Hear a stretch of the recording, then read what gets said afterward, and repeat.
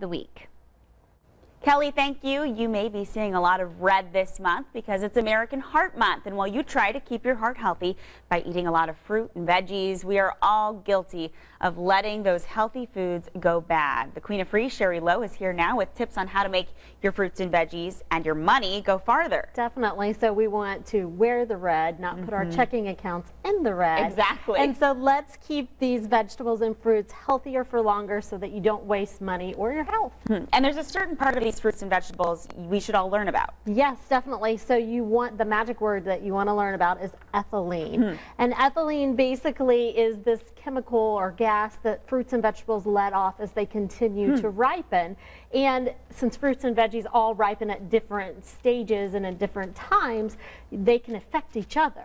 So you need to be sure that you're storing some things separately. One of the things that I learned about was, apples really need to be all by themselves. And I had been throwing them all into the same drawer together.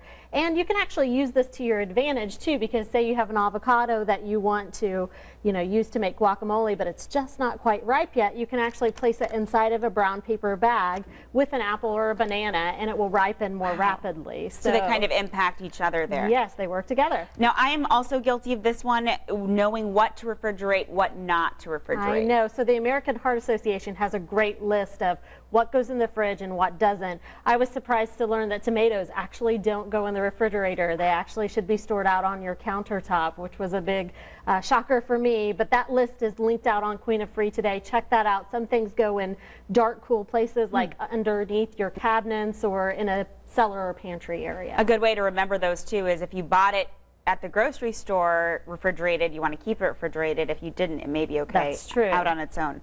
Okay, berries are difficult. Those are tough, and they're not cheap either. No, and it's kind of a divided opinion on whether or not you should wash them before you use them or not.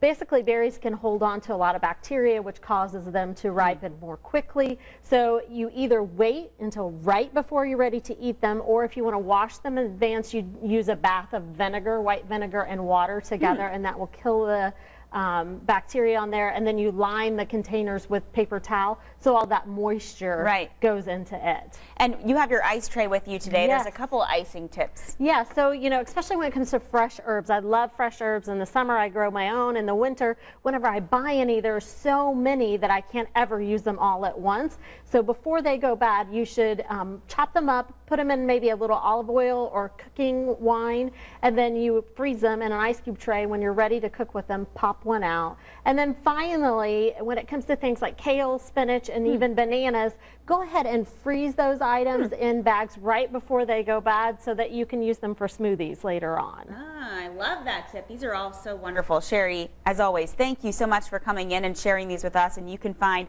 all of this information on our website. We've got a link to Sherry's blog. Just look under Hot Topics at WTHR.com. Sherry, thanks for joining us.